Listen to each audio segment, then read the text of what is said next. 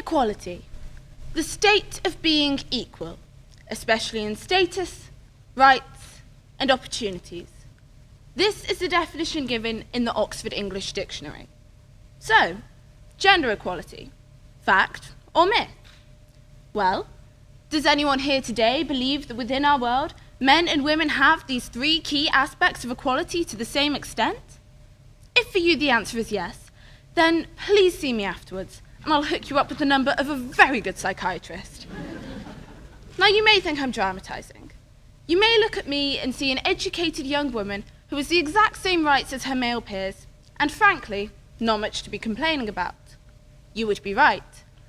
As a girl who attends school in the United Kingdom, I have the exact same education as boys, equal respect from my teachers, and the same opportunities to achieve.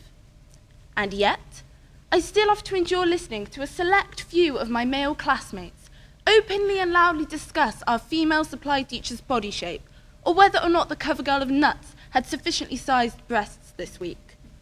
And when I ask them to stop, I am dubbed feminazi and told to go back to the kitchen. So, is this an example of gender inequality? If this alone does not convince you there is a problem, I would like for us to consider some other forms of sexism I would experience if I lived in different areas of the world. If I were to live in Saudi Arabia as a 14-year-old girl, I would have a male guardian. Something that may seem perfectly reasonable as I am a child. However, this man would remain my effective parent for my entire life. He would forever have control over my marriage, my education, my employment, my dress, and whether or not I was permitted to leave my own home. This control would currently be possessed by my stepfather. And if he were to die, well, it would then pass on to my 18-year-old brother, who would also become the male guardian of our 49-year-old mother. I would never achieve the legal independence of an adult, something I am going to possess here in just 4 years' time. Now, if I lived in Somalia, I would not have this problem of being effectively owned by a man. However, I would have most likely already undergone the horrific procedure that affects 98% of women there, known as female genital mutilation. You know what this is. I shall not describe in all its sickening detail exactly what this is.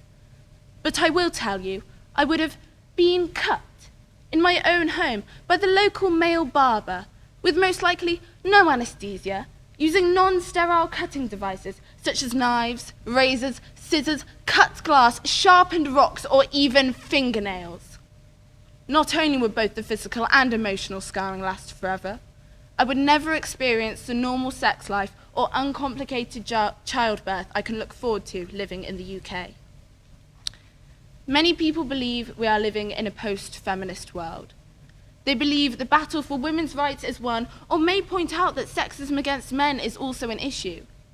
But these are the people living in a privileged country like the UK, where the sexist problems focused on are whether enough CEOs of businesses are female, or if men should have paid paternity leave.